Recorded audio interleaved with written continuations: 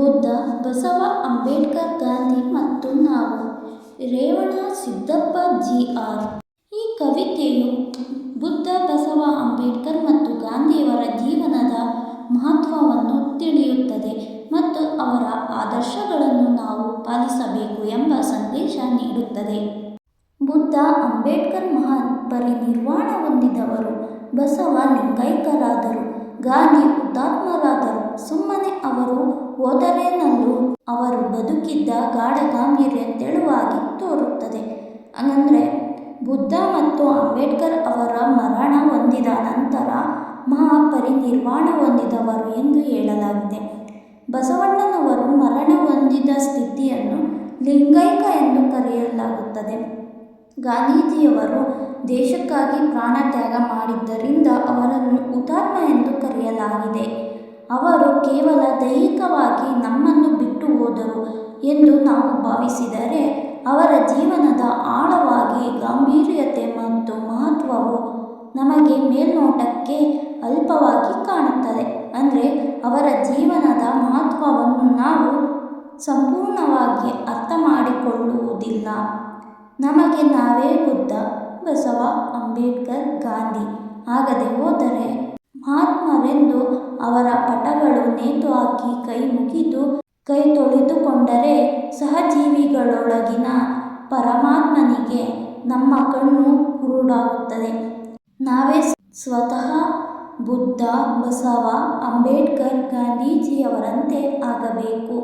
ಅವರ ಆದರ್ಶಗಳನ್ನು ನಮ್ಮ ಜೀವನದಲ್ಲಿ ಅಳವಡಿಸಿಕೊಳ್ಳಬೇಕು.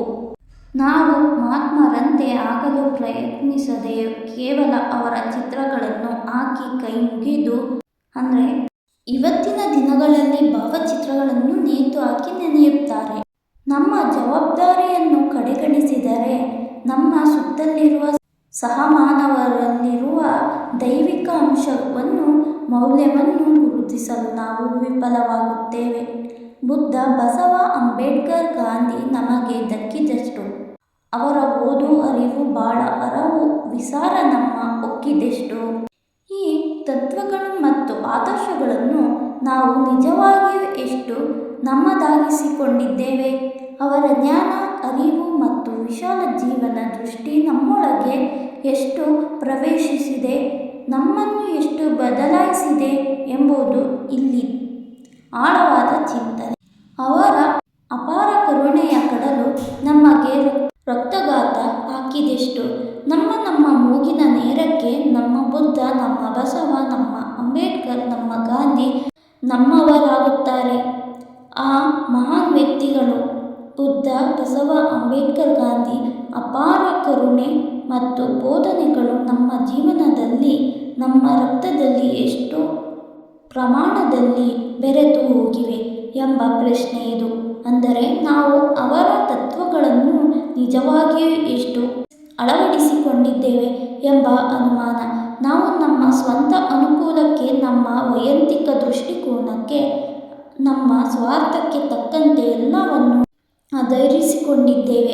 ನಾವು ಆ ಮಹನೀಯರನ್ನು ನಮ್ಮವರು ಎಂದು ಹೇಳಿಕೊಳ್ಳುತ್ತೇವೆ, ಆದರೆ ಅದು ಕೇವಲ ನಮ್ಮ ಸ್ವಂತ ಸಿದ್ಧಾಂತ ಗುಂಪಿಗೆ ಸೀಮಿತಗೊಳಿಸಿ ಹೇಳಿಕೊಳ್ಳುತ್ತೇವೆ. ಅವರ ಸಾರ್ವತ್ರಿಕ ಸಂದೇಶವನ್ನು ನಾವು ನಿರ್ಲಕ್ಷಿಸುತ್ತೇವೆ.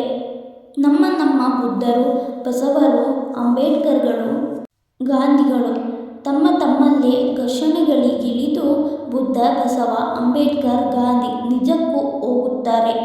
ನಾವು ನಮ್ಮ ಅನುಕೂಲಕ್ಕೆ ತಕ್ಕಂತೆ ಸೃಷ್ಟಿಸಿಕೊಂಡಿರುವ ನಮ್ಮ ಬುದ್ಧ, ನಮ್ಮ ಬಸವ ಮುಂತಾದವರ ಕಲ್ಪನೆಗಳು ಪರಸ್ಪರ ಘರ್ಷಣೆ ಮಾಡಿದಾಗ, ನಾವು ಅವರ ತತ್ವಗಳ ಬಗ್ಗೆ ವಾದ ವಿವಾದ ಮಾಡಿದಾಗ, ಅಂತಹ ಸ್ವಾರ್ಥದ ಘರ್ಷಣೆಗಳು ನಡೆದಾಗ ಆ ಮಹನೀಯರು ನಿಜವಾದ ಸಾರ್ವತ್ರಿಕ ಸಂದೇಶ, ತತ್ವಗಳು ಮತ್ತು ಆಶಯಗಳು ನಿಜವಾಗಿಯೂ ಕಣ್ಮರೆಯಾಗುತ್ತವೆ.